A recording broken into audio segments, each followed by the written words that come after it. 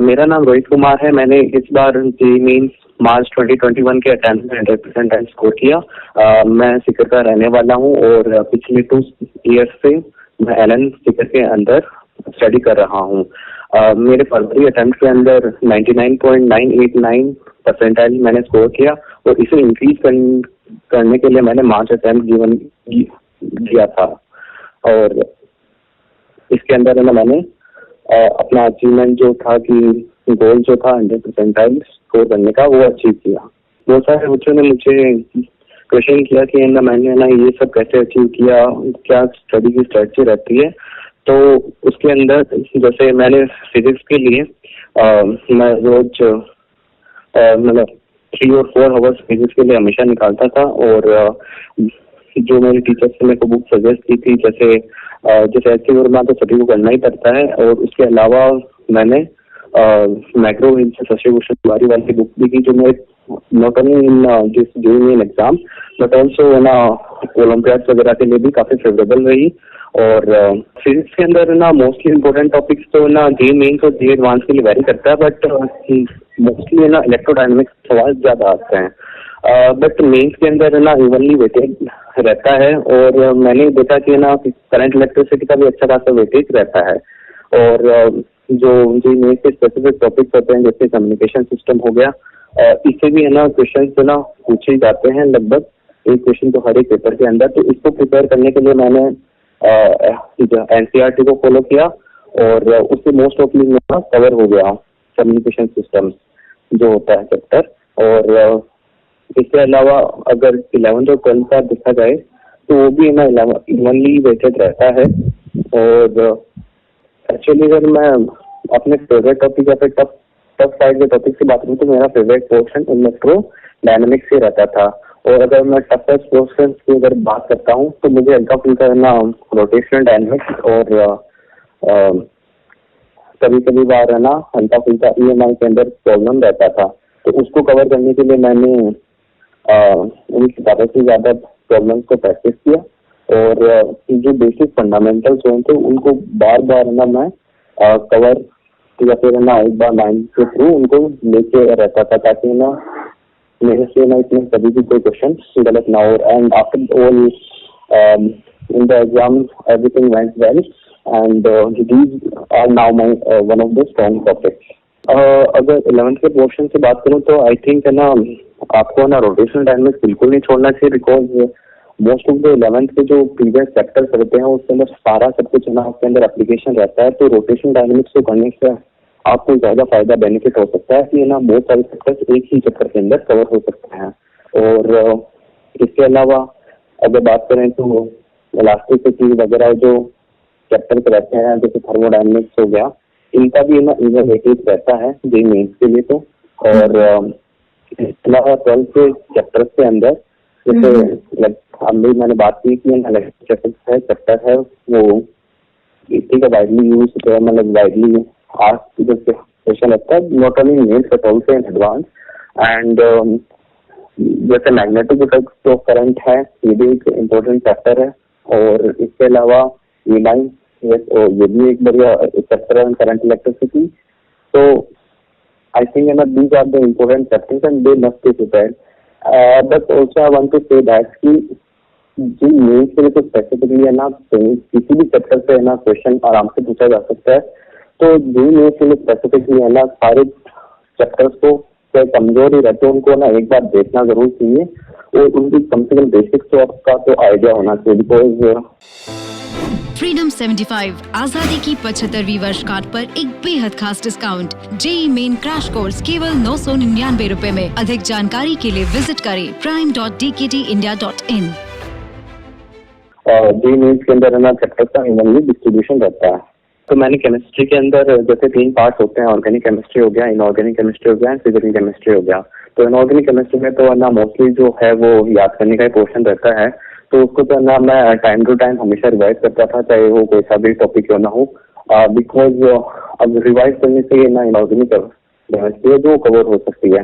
इसके अलावा organic chemistry में भी रिएक्शंस को टाइम टू टाइम रिवाइज करते रहना चाहिए बिकॉज एक स्मॉल चीज भी अगर स्किप हो सकती है तो उसका भी चांसेस रहते हैं कि ना वो अपन को प्रॉब्लम करे।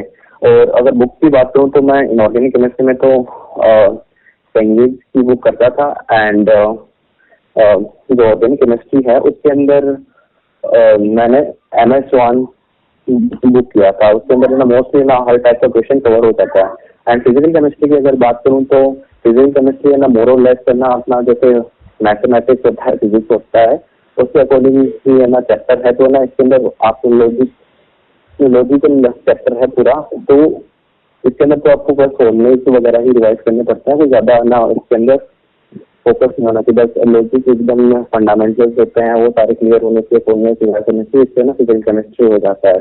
इसके अलावा अगर बुक की बात करूँ तो मैं 2 बुक करता था इसके लिए, एक तो एनावर्सिटी करता था एंड एक advance problem in physical chemistry bye Neeraj Kumar sir. Okay, तो ये वाला मैं करता था, इससे मेरे को कभी कोई प्रॉब्लम नहीं आया। और जैसे है ना टीचर्स भी कहते हैं और मैं भी मानता हूँ कि है ना इनऑर्गेनिक केमिस्ट्री के अंदर तो केमिकल बॉन्डिंग बहुत ही ना इम्पोर्टेंट रोल प्ले करता है। एंड इसके अलावा इनऑर्गेनिक केमिस्ट्री के अंदर जैसे मीन्स के लिए तो नहीं, लेकिन एडवांस के लिए ना सॉल्ट एनालिसिस भी एक इम्पोर्टेंट फैक्टर रहता है। उसके अलावा जैसे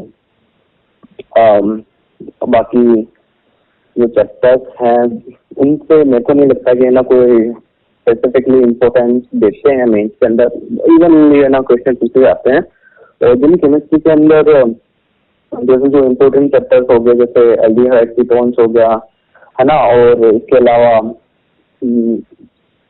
जैसे जो भी है ना जैसे कार्बोक्सिलिक एसिड वगैरह वाला चैप्टर हो गया एंड अमीन्स हो गया, तो आई थिंक ये ना मैं कोई स्पेसिफिकली नहीं बता पाऊंगा क्योंकि सभी का है ना मैंने देखा है कि ना मोर और लेस इवन साइड रेटेड रहता है। हाँ, लेकिन एक और चीज की ना एरोमेटिक कंपाउंड है उसका ना सवाल ठीक है वो ज्यादा पूछते ही हैं एरोमेटिक कंपाउंड से रिलेटेड, जैसे जो भी रिएक्शंस होती हैं, इलेक्ट्रोफिलिक एडिशन रिएक्शंस होती हैं, तो उसके अंदर तो ना क्वेश्चन ठीक ठाक आ जाते हैं ऑर्गेनिक केमिस्ट्री के अंदर। बट फिर से मैं ऐसे कहना चाहूंगा कि ना चैप्टर का भी मिनिमम डिवीजन रहता है। एंड फिजिकल केमिस्ट्री के अंदर जैसे मैंने नोटिस किया कि ना जैसे इलेक्ट्रोकेमिस्ट्री होता है वो एक इम्पोर्टेंट चैप्टर है, ठीक है, वो दोनों ही नहीं तो एडवांस के लिए दोनों के लिए इम्पोर्टेंट चैप्टर है। ना उसका सवाल हमेशा एक सवाल तो कम से कम पूछा ही जाता है। एंड इसके अलावा जैसे लिक्विड सॉल्यूशन हो गया है ना, सॉलिड स्टेट हो गया, इनसे भी ना सवाल आते हैं। एंड जो ये तो 12th का टॉपिक हो गया, उसके अलावा जैसे 11th का टॉपिक है उसके अंदर जैसे रेडॉक्स का इटरेशंस होंगे है ना, इसके अलावा जो चैप्टर कहते हैं इनका क्वेश्चन पूछे जाता है। केमिस्ट्री के बारे में तो मैं केमिस्ट्री को ठीक है इवन ये ना लगभग वही 3-4 आवर्स है ना मैं केमिस्ट्री को देता था। एंड लास्ट मिनट चेक के लिए तो मैं ऐसा कहना चाहूँगा कि जो NCERT स्पेसिफिक पॉइंट्स होते हैं जैसे यूजेस हो गया और भी कोई स्पेसिफिक चैप्टर्स होते हैं जो ना NCERT बेस्ड ज़्यादा रहते हैं, उनको ना मैं रिवाइज करता था। जैसे मीन्स के लिए स्पेसिफिकली जो टॉपिक्स होते हैं केमिस्ट्री में एवरीडे लाइफ हो गया, एनवायरमेंटल केमिस्ट्री हो गया, ये वाले इनका भी बेसिक ना मेंस के अंदर अच्छा खासा रहता है। तो मेरे ख्याल से मेंस से पहले ना ये चैप्टर पे एकदम करके जाने जरूर चाहिए, जो कि इनसे नंबर आसानी से मिल भी जाते हैं क्योंकि सवाल आता है आसान भी आता है। और केमिस्ट्री ना मेरे को ना मोस्ट ऑफ द ना इजी सेक्शन ही लगता था और मोस्टली ना मैं इसको ना 20 और 25 मिनट्स एग्जाम के अंदर मैक्सिमम 25 मिनट वो 20 मिनट के अंदर ही ना मैं केमिस्ट्री को कवर करने की कोशिश करता था और आराम से हो भी जाता था। तो केमिस्ट्री के लिए तो मैं ऐसे कहना चाहूँगा कि ना मेथ्स के लिए ना कुछ ज़्यादा कुछ ऐसे टफ क्वेश्चन नहीं आता। अगर आपको हर चैप्टर का थोड़ा नॉलेज है तो ना फिर कोई प्रॉब्लम नहीं आएगा। मैथ्स के लिए तो मैंने मोस्टली ना जो कोचिंग से ना प्रोवाइडेड मटेरियल था उससे ना रिलाई किया, मैंने एक्स्ट्रा से कोई बुक नहीं लगाया और मुझे नहीं लगता ना तो मेरे को रिक्वायरमेंट पड़ा इस चीज़ का। और मोर देन सफिशिएंट मटेरियल मेरे पास कोचिंग की तरफ से प्रोवाइडेड रहता था। एंड मेंस के लिए जैसे मैथ्स के अंदर भी ना टॉपिक्स होते हैं जैसे स्टैटिस्टिक रीजनिंग हो गया, मैथमेटिकल रीजनिंग हो गया, उसके अलावा जैसे कैलकुलेशन होता था तो इसको तो मैं अलग से कवर करता था और मोस्टली मेंस से ना 2-3 दिन पहले ही कवर कर लेता था। एंड मैथ के लिए अगर मैं इम्पोर्टेंट टॉपिक्स का अगर बात करूँ तो मुझे लगता है कि ना उन्हें वेक्टर और 3D से ना क्वेश्चन वो हमेशा पूछते ही हैं और ज्यादा भी पूछते हैं।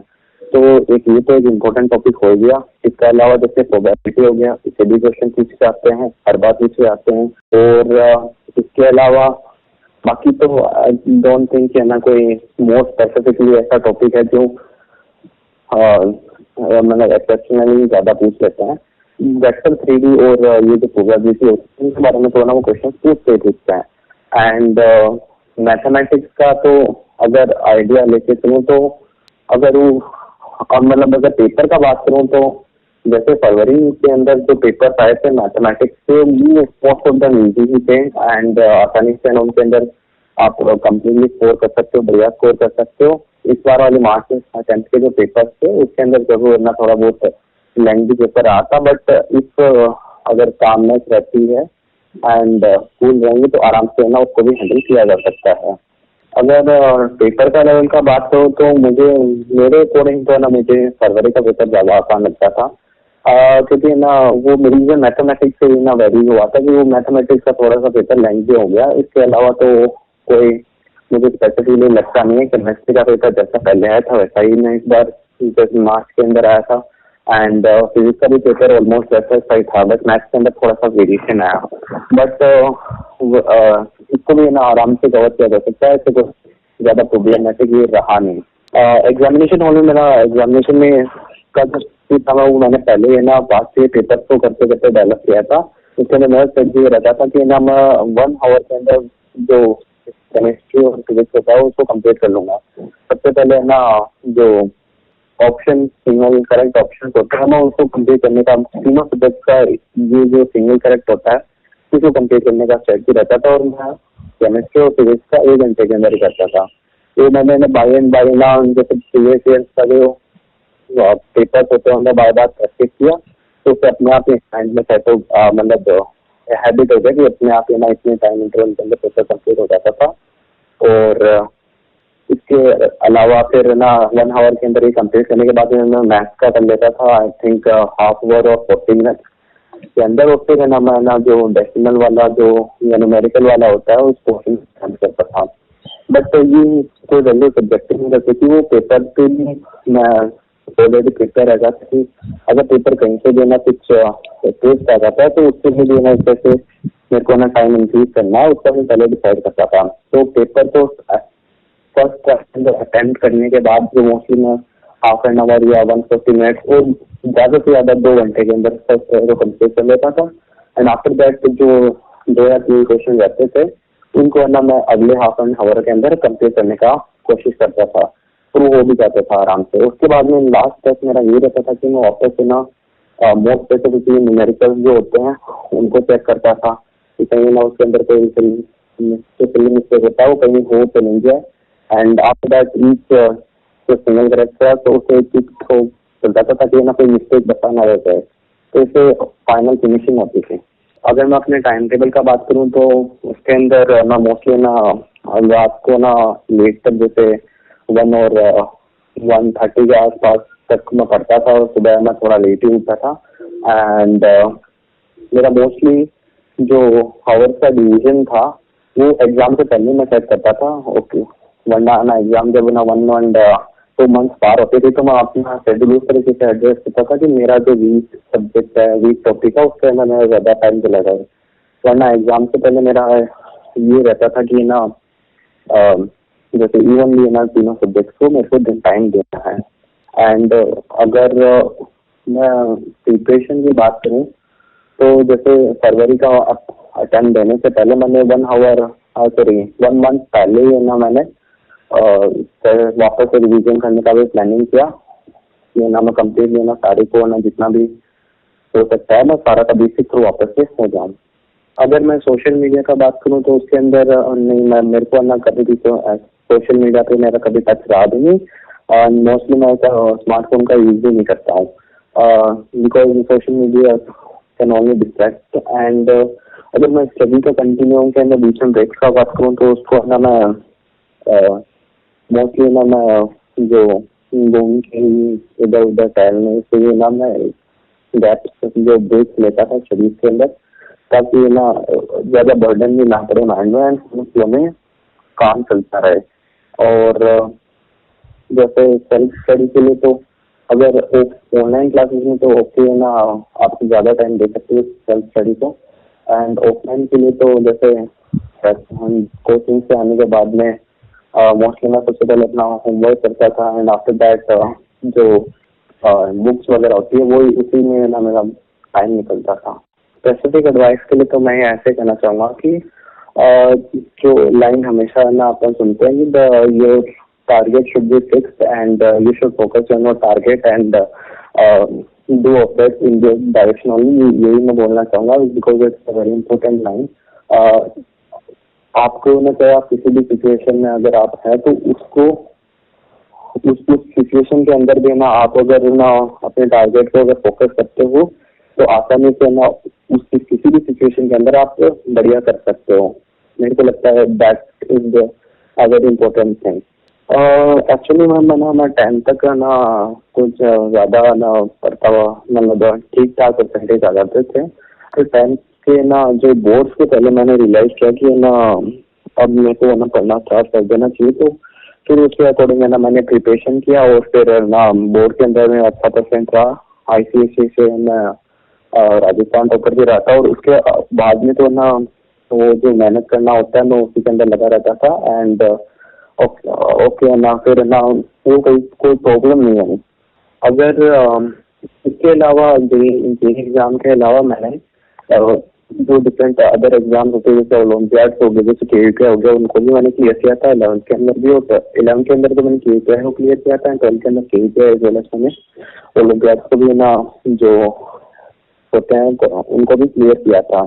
तो अगर ओलंपियाड से अगर बात करूँ तो अगर आपका जेईई का अगर आप जेईई की तरफ से अगर आप प्रोस्पेक्ट रख के अगर आप स्टडी करते हो तो आई थिंक ना you can do well in the olympiad. अगर जेईई एडवांस का अगर आपका तैयार अच्छा है तो उसके अंदर फिर ओलंपियाड के अंदर भी आपको कोई प्रॉब्लम नहीं आएगा। एंड ओलंपियाड की भी अगर बात करूँ तो इससे फायदा जरूर मिलता ही मिलता है बिकॉज ओलंपियाड का लेवल वैसे भी ना जो मोस्टली है ना मेन से भी ऊपर होता है एंड सेकंड स्टेज का जो एडवांस से भी ऊपर रहता है। तो उस स्टेज से अगर आपका तैयारी होता है तो ठीक है, आप करना बढ़िया कर सकते हो। मैं ज़ेनिथ मल्होत्रा हूँ और मैं श्री गंगानगर राजस्थान से आया हूँ। मैं 11th क्लास में कोटा आया था और मैंने आलमगीर इंस्टीट्यूट में एडमिशन लिया और मैं जेईई की तैयारी कर रहा हूँ। और मेरी इस बार मार्च अटेम्प्ट में जेईई मेंस में 100% आई है, 295 मार्क्स आउट ऑफ 300 मार्क्स। और मैंने सेब अटेम्प्ट भी दिया था इससे पहले, सेब अटेम्प्ट में भी मेरी 99.9951% आई थी। और मैं अब जेईई एडवांस की तैयारी आगे करना चाहूँगा, अभी कंटिन्यू करूँगा। Now I'll be sharing my strategy for the preparation of my maths, reasoning, chemistry for the JEE Mains and Advanced exam. Maths में मैं अपनी जो कोचिंग जो मैं एलन की है उसकी शीट पे प्राइमरी फोकस रहता है क्योंकि उसमें वेरिंग डिफिकल्टी के क्वेश्चंस आप जिस भी कोचिंग में है उस कोचिंग की शीट पे आप सबसे प्राइमरी फोकस करते हैं मैथ्स में। मेंस के लिए स्पेशली आपको इजियर टू मॉडरेट लेवल के क्वेश्चंस मैथ्स में आते हैं। तो मेंस के लिए अगर आपको प्रिपेयर करना है तो आप प्रीवियस ईयर पेपर्स और इस साल के जो पेपर्स अभी 12 शिफ्ट में हुए हैं उन सबकी मैथ्स करें और एनसीईआरटी पे कुछ ध्यान दें। एनसीईआरटी मैथ्स की बहुत वर्थ इट नहीं है, तो आप टॉपिक चूज करके एनसीईआरटी में से करें और आप कोशिश करें कि आपको अपनी वीकनेस पता हो तो उस पर काम करें। कोई भी टॉपिक बिल्कुल पूरा मत छोड़ें और मतलब कि कुछ ना कुछ इसमें करते रहें। और मतलब इजी क्वेश्चन ही आते हैं जनरली जेईई मेंस में, तो आपको उतनी हिम्मत होनी चाहिए कि आपको आसान क्वेश्चन तो आपको ना छोड़ना पड़े। उसके अलावा अपनी टाइम पे प्रैक्टिस, टाइम पे स्थिति बनाने के लिए मैंने बहुत सारे पेपर दिए 11th-12th में, भर के पेपर दिए, बहुत पेपर दिए, इसलिए टाइम में हैंडल कर पाता हूँ। और आपको टाइम में दिक्कत आती है तो प्रैक्टिस इसका सॉल्यूशन है। मैथ्स में आपको बस प्रैक्टिस सबसे इम्पोर्टेंट रहता है। मैथ्स में मतलब थ्योरी तो बहुत ज़्यादा नहीं होती है लेकिन क्वेश्चन बहुत वैरायटी के होते हैं। तो आपको अपनी तैयारी इस हिसाब से करनी है कि आपको बहुत सारे पेपर की प्रैक्टिस करें, बहुत सारे क्वेश्चन, वैरायटी ऑफ टाइप से क्वेश्चन की प्रैक्टिस करें और मेंस और एडवांस दोनों के लिए सफिशिएंट रहेगा। हाँ, मैथ्स मैंने फेब अटेम्प्ट भी दिया, मार्च अटेम्प्ट भी दिया। मैथ्स में मुझे लगता है कि मैथ्स का लेवल थोड़ा ठीक रहता है जेईई में, मतलब बाकी तो इजी साइड पे रहते हैं, मैथ्स मॉडरेट साइड पे रहता है। इसलिए सिर्फ एनसीईआरटी से आप शायद उसको कवर ना कर पाएंगे होगा। तो एनसीईआरटी के साथ आपको प्रीवियस ईयर पेपर्स तो चाहिए ही चाहिए, 2020 या 2019 के पेपर्स पूरे प्रैक्टिस करें। और उसके अलावा आप मॉडरेट टफ एक्सरसाइजेस मैंने फेब में दिया था, उसमें भी मेरे फुल मार्क्स आए थे और मार्क्स में भी आए हैं। तो मैथ्स में दिक्कत सबसे बड़ी टाइम ही है, टाइम को आपने अगर अच्छे से यूटिलाइज कर लिया तो काफ़ी बढ़िया रहेगा। मैथ्स में रिसोर्सेज बुक्स तो मैंने कोई स्पेशल करी नहीं है, एक SL Loney for coordinate geometry और SL Loney for trigonometry books आती हैं वो करी, और अपनी एलन की जो मॉड्यूल शीट असाइनमेंट जो हमको मिलती नहीं है वो मैं करता रहा हूँ, उतना सफिशिएंट रहता है। और क्लास में ध्यान से सुने तो ऑलमोस्ट टॉपिक कवर हो ही जाता है। मेंस में सबसे ज़्यादा वेटेड टॉपिक, सबसे ज़्यादा जो जिस टॉपिक से क्वेश्चन आते हैं उनमें से कुछ टॉपिक्स हैं इंडेफिनिट इंटीग्रेशन, डेफिनेट इंटीग्रेशन और सर्कल, बाइनोमियल और वेक्टर सीरीज। मतलब ये 5-6 टॉपिक्स की अगर टोटल मिला के तो बहुत टॉपिक्स हैं, इतनों से ही आपका 40 to 50% वेटेज आ जाता है मैथ्स में। तो सबसे इंपॉर्टेंट टॉपिक्स हैं, इनको आप डेप्थ में कवर करें और ये सबसे मेरे को लगता है कि वेटेज टॉपिक्स रहते हैं मेन के हिसाब से। एडवांस में भी इंडेफिनिट डेफिनेट बहुत हाई रहता है कैलकुलस, और जो लेटेस्ट टॉपिक्स हैं मतलब 12th के टॉपिक्स ज़्यादा स्ट्रेस देते हैं मुझे। तो मैथ्स के लिए मैं दिन में ऑलमोस्ट टोटल स्टडी मिला के 6 आवर्स के अराउंड देता था। तो मैथ्स को भी 2.5 आवर्स मिल जाते थे। 2.5 ज़्यादा क्लोज रहता है मैथ्स के लिए, क्योंकि मैथ्स को ज़्यादा टाइम लगता ही है। इक्वल नंबर ऑफ सेशंस में केमिस्ट्री को कम टाइम लगता है, मैथ्स को सबसे ज़्यादा लगता है, लेना भी चाहिए। मैथ्स को थोड़ा सा ज़्यादा प्रेफरेंसली मैं कहूँगा कि घर का ज़्यादा टाइम चाहिए ये। और फॉर्मूलाज वगैरह याद रखने मुश्किल होते हैं क्योंकि बहुत सारे चैप्टर्स भी इकट्ठे हो जाते हैं। तो अगर आपने सारे चैप्टर्स एक बार पढ़ रखे हैं तो आप फॉर्मूलाज रिवाइज करने के लिए सारे चैप्टर्स की एनसीईआरटी या आपके पास जो शीट्स होंगी उनको एक बार जल्दी से गो थ्रू कर सकते हैं थ्योरी को। तो आपके फॉर्मूलाज आप देखते जाएं और उतने में आपके फॉर्मूलाज आपके दिमाग में पहले से हैं वो ब्रश होते जाएंगे। और आपको सिर्फ बहुत सारे क्वेश्चन जे मेन में सी एंड अप्लाई फॉर्मूला और आंसर वाले होते हैं, बहुत हद तक क्वेश्चन। तो उतने क्वेश्चन तो आप कम से कम फॉर्मूलाज की वजह से गलत नहीं होंगे। तो आप फॉर्मूलाज लास्ट कुछ दिनों में पढ़ते जाएं सारे फॉर्मूलाज, और जल्दी जल्दी से आप याद करते जाएंगे तो उसमें आपके दिमाग में रहेंगे। मुझे सबसे टफ टॉपिक सब्जेक्टिव होता है टफ तो, लेकिन मुझे सबसे टफ टॉपिक से लगते हैं। मैं को पीएनसी में और इनडेफिनिट में भी मुझे जोर आता था, और बाकी बच्चों को भी मुझे लगता है थोड़ा दिक्कत आती है। और पीएनसी के लिए मुझे बहुत मेहनत लगी, पीएनसी मुझे काफ़ी कम आता था, लेकिन मैंने एनसीईआरटी वापस करी, टीच करी, और कोई रिसोर्सेज तो मैंने हालांकि यूज नहीं करे, इतने में मेरा काम हो गया।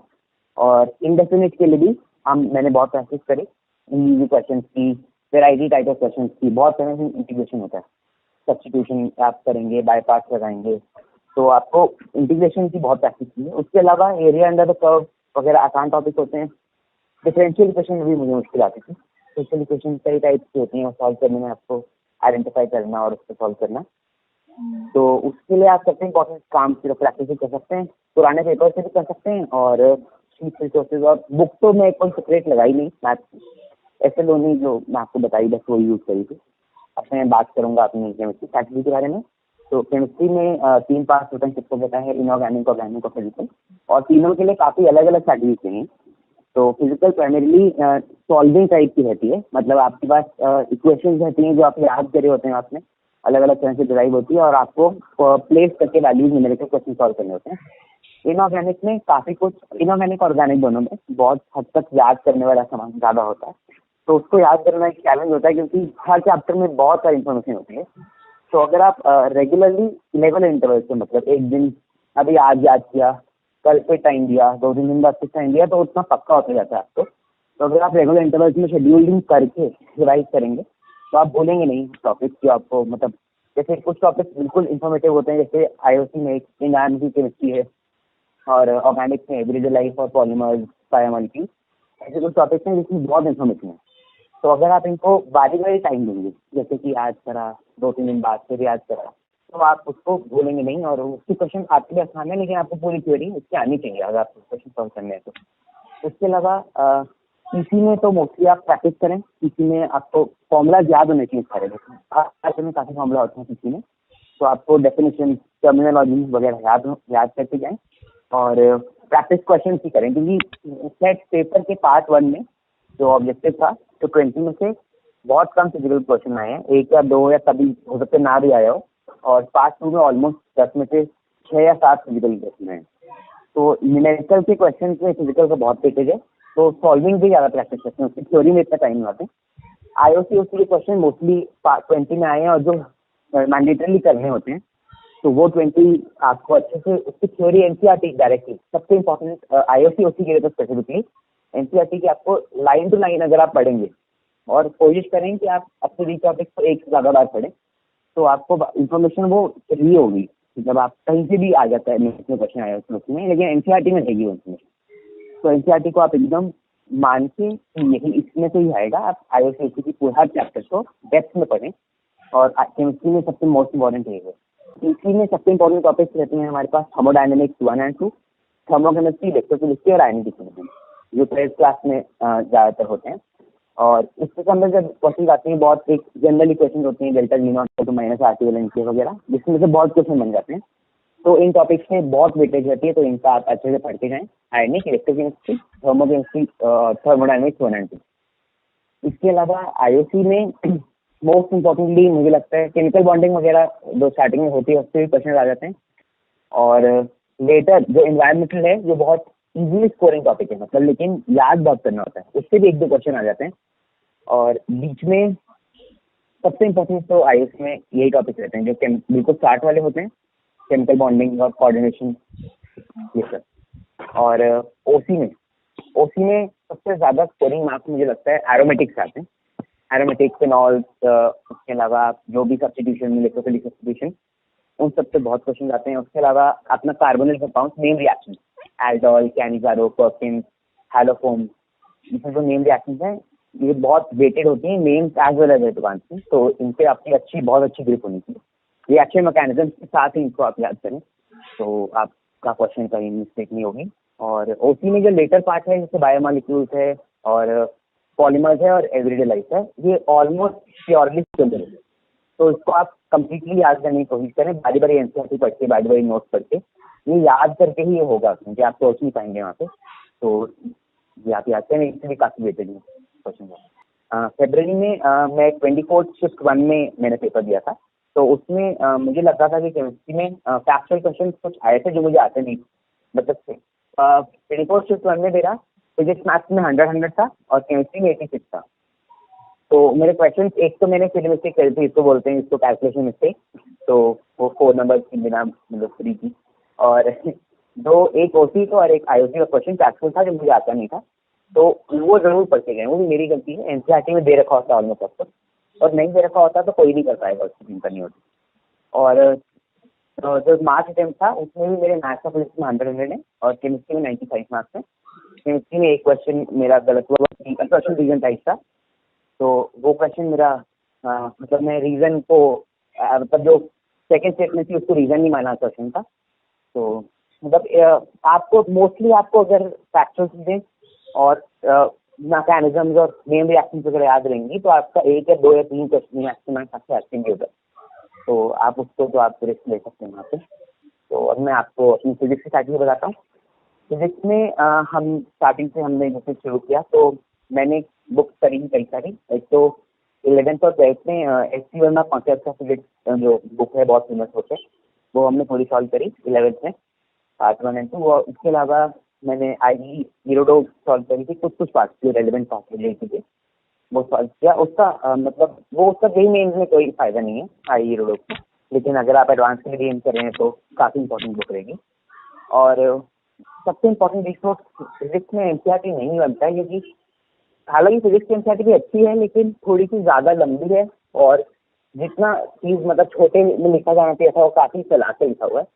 तो मोस्ट इम्पोर्टेंट रिसोर्स शायद आपके नोट्स होंगे, अगर आपने नोट्स बना रखे हैं तो, या उसके अलावा आपको क्वेश्चन की बहुत प्रैक्टिस करनी पड़ेगी, ऐसे मैथ्स में करनी पड़ती है। फिजिक्स और मैथ्स थोड़ी सी रिलेटेड सब्जेक्ट्स हैं, तो आपको सबसे ज़्यादा इसमें सॉल्विंग की प्रैक्टिस चाहिए, और लॉज आपको अच्छे से कब लगेंगे ये सब आना चाहिए। जैसे एंगुलर मोमेंटम कब कंजर्व होगा, एनर्जी कब कंजर्व होगी, मोमेंटम कब कंजर्व होगा, ये सब क्वांटिटी जो बेसिक लॉज है फिजिक्स, इससे ऑलमोस्ट सब कुछ हो जाता है, हर चैप्टर में ये काम आते हैं। और सबसे इम्पोर्टेंट चैप्टर फिजिक्स में मॉडर्न फिजिक्स बहुत वेटेज रखता है। इस बार मुझे लगता है मैथ्स और फेब के हिसाब से एसएचएम और ग्रेविटेशन के भी बहुत क्वेश्चन आए। एसएचएम और ग्रेविटेशन को आप कवर करके जाएं अच्छे से। उसके अलावा मेन ओनली टॉपिक से भी काफ़ी वेटेज में फिजिक्स में क्वेश्चन पूछ रहे हैं, इसमें सेमीकंडक्टर्स आते हैं, इसके अलावा आपके क्रिस्टल्स पे क्वेश्चन आया, लॉजिक गेट पे क्वेश्चन आया, उसके अलावा मेन आपका मैग्नेटिक मटेरियल पे क्वेश्चन आया। तो उसमें भी वेटेज पे क्वेश्चन पूछ रहे हैं, तो इजीली स्कोरिंग क्वेश्चन हैं, बस चैप्टर्स को ड्रॉप करके ना जाए, मेंस वाले चैप्टर्स पे भी क्वेश्चन आ रहे हैं, तो याद करने की कोशिश करें और तभी आप अच्छे से पूरा स्कोर कर पाएंगे। फिजिक्स में मोस्ट इम्पॉर्टेंट मेंस के हिसाब से जो अब चल रहे हैं, मेंस में ऑफकोर्स पहले कुछ टॉपिक एसएलएम काइनेमैटिक्स हैं वो वेटेज होल्ड करते हैं। उसके बाद सबसे इम्पोर्टेंट मुझे लगता है इस टाइम है ग्रेविटेशन, एसएचएम, और उसके बाद आपकी जो लास्ट के टॉपिक हैं मॉडर्न फिजिक्स और एटम का नीचे है, वो भी बहुत वेटेज में आते हैं। और मेन ओनली टॉपिक्स की सरप्राइजिंगली काफ़ी वेटेज आ रही है, जैसे कम्युनिकेशन जो हट चुका है बोर्ड के सिलेबस से भी, कम्युनिकेशन पे क्वेश्चन आ रहे हैं, लॉजिक प्रूफ का ही पार्ट है, उसके अलावा सेमीकंडक्टर, जो टॉपिक एडवांस से नहीं पढ़ाए जाते हैं, मैग्नेटिक मटेरियल्स, अर्थ की मैग्नेटिक फील्ड, बार मैग्नेट, तो ये टॉपिक का तैयार करते हैं, वेटेज में क्वेश्चन आ रहे हैं। इसके अलावा ज्योमेट्रिकल ऑब्जेक्ट्स वगैरह की नॉर्मल जैसे रहती है वैसे वेटेज है, अच्छी वेटेज है। ये सब मोस्ट इंपॉर्टेंट टॉपिक्स हैं मेन से जो ज़्यादा मेरे को लगता है ज़्यादा मार्क्स का वो रखते हैं। तो एग्ज़ाम से पहले मैंने जे मेंस के लिए प्रिपेयर करने के लिए 2019 में 2020 के बहुत पेपर दिए, तो जितने आप पेपर देते जाएंगे आपकी स्टार्टिंग स्टेज होती रहती है कि मैं ये करूँगा तो मुझे ज़्यादा आसान लगता है। तो मैंने डिसाइड कर लिया था कि सबसे पहले मैं केमिस्ट्री करता हूँ, उसके बाद मैं दोनों में से कुछ भी कर लेता हूँ जो मेरा मन होता है। मतलब अभी भी मेरा फिक्स नहीं है, फिजिक्स और मैथ्स से मैं कुछ भी शुरू कर देता हूँ दूसरा जो मेरे को दिखता है, केमिस्ट्री से शुरू करता हूँ। लेकिन और टेम्परामेंट रखना बहुत ज़रूरी है एग्जाम हॉल में, ऑफकोर्स, क्योंकि आप इतनी एंग्जाइटी में होंगे कि आपका 2 साल की मेहनत अब आपकी जज होगी, लेकिन आपको मतलब सबसे इम्पोर्टेंट आप कंट्रोल तभी कर पाएंगे अगर आपको पहले से आपने सही बात कह रखी होगी। तो आप घर पे या जहाँ भी आप मॉक टेस्ट वगैरह खूब दें और वैसा ही माहौल मेंटेन करके रखें जैसा एग्जाम हॉल में होता है। मतलब 3 घंटे में क्लॉक पे पेपर देना है और मतलब कोई भी क्वेश्चन आपको वैसे ही करना है, मैक्सिमम मार्क्स स्कोर करने की पूरी कोशिश करनी है। ऐसा नहीं कि आप ढीले ढाले माइंड से आप पेपर देते हैं। और मैं अपना पेपर ऑलमोस्ट मेंस का इतनी प्रैक्टिस कर करके मैं 2 आवर्स 20-25 मिनट या 30 मिनट में सॉल्व कर लिया करता था एक बार तो। उसके बाद मैं मैथ्स के न्यूमेरिकल से रिवीजन करना शुरू करता हूँ, रीचेकिंग करना, और मैथ्स के न्यूमेरिकल से फिर फिजिक्स की और केमिस्ट्री की न्यूमेरिकल जरूर करना पहले चेक करता हूँ, क्योंकि उसमें कैलकुलेशन या वैल्यू गलत पुट करने की गलतियाँ ये स्कोप ज़्यादा रहता है। फिर उसके बाद जो मेरे पास 5-10 मिनट पड़े होते हैं मैं उन क्वेश्चन को देता हूँ जो मैंने मार्क्स को रिव्यू पहले कर रखे हैं। कुछ क्वेश्चन में चलते हुए मार्क्स को रिव्यू करते जाता हूँ, इसमें मैं 100% श्योर नहीं होता हूँ कि यही आंसर होगा, तो मैं लास्ट के 5-10 मिनट्स को उनको रिविजिट करता हूँ। और मेरी आदत नहीं है क्वेश्चन छोड़ने की, तो अगर लास्ट की मुझे वो नहीं आता होता तो मैं एक रिस्क ले लेता हूँ। मतलब कभी कभार पे ऑफ कर जाता है, कभी कभार नहीं करता है। ओलंपियाड मैंने दिए हुए हैं, मतलब 9th में मैंने एमएससीजीएस दिया था, नहीं क्लियर हुआ था। फिर 10th में मैंने पीआरएमओ भी दिया था, वो भी नहीं क्लियर हुआ था। लेकिन 12th में केपीवाई मेरा क्लियर हो गया था, 106 मेरी ईयर आई है इस साल, तो केपीवाई मेरा क्लियर हो चुका है। एनटीएससी भी मैंने डेप्थ में क्लियर किया हुआ है, सेकंड स्टेज में स्कॉलर हूँ एनटीएससी का भी। और बाकी होगा बाकी ओलंपियाड में मेरा कभी क्लियर नहीं हुआ और इस साल मैंने दिए नहीं। फ्रीडम 75 आजादी की 75वीं वर्षगांठ पर एक बेहद खास discount. JEE main crash course केवल 999 रुपए में। अधिक जानकारी के लिए विजिट करें prime.dktindia.in। दिन का मतलब स्टेबल शेड्यूल होना बहुत जरूरी है। अगर आप बहुत ज़्यादा फ्लक्चुएट करते रहेंगे तो आप अपनी एफिशिएंसी से अपने आगे टाइम को यूटिलाइज नहीं कर पाएंगे। तो एक टाइम टेबल तो मैं नहीं कहूँगा, लेकिन एक वेग का मेरा बेसिक आउटलाइन होता है कि दिन में क्या क्या होना है। क्लास तो अपनी जगह है, उसके बाद आप अपना एक शेड्यूल बना सकते हैं कि मुझे इतने टाइम में इतने देर पढ़ाई करनी है, और आपको प्लान रहे कि मुझे इतने दिनों में इतना सिलेबस है, तो आप बांट लें उनको दिनों में, तो उससे मुझे लगता है अच्छा रहेगा। ताकि पढ़ाई मेरी ऑलमोस्ट 5 to 6 आवर्स हो जाती थी हर दिन और रेगुलर होती थी। मतलब मैं ऐसा मानता हूँ कि ज़्यादा पढ़ने से ज़्यादा इम्पोर्टेंट है रेगुलर पढ़ना। तो अगर आप बहुत दिन ना मिस करें और अपना काम करते रहें। और सोशल मीडिया के बारे में, अगर सोशल मीडिया आजकल तो बहुत इंटीग्रल पार्ट है हमारी जिंदगी का, तो मैं वैसे यूज़ नहीं है, एक्टिव नहीं है सोशल मीडिया प्लेटफॉर्म पे।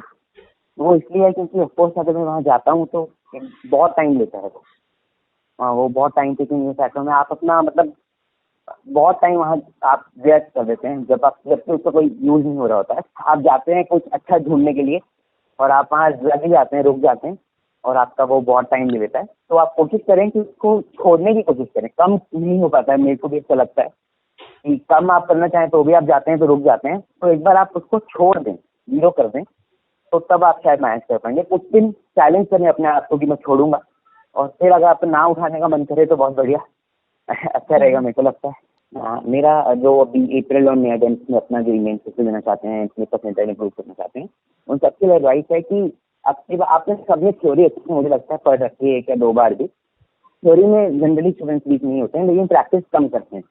तो प्रैक्टिस मुझे लगता है आपको बहुत इंप्रूव करनी चाहिए, क्योंकि आपको क्या कर सकते हैं आप इतने कम टाइम में, आपके पास 1 महीने के आसपास है। तो सबसे पहले तो आप अपने वीक टॉपिक्स आइडेंटिफाई करें जल्दी से जल्दी।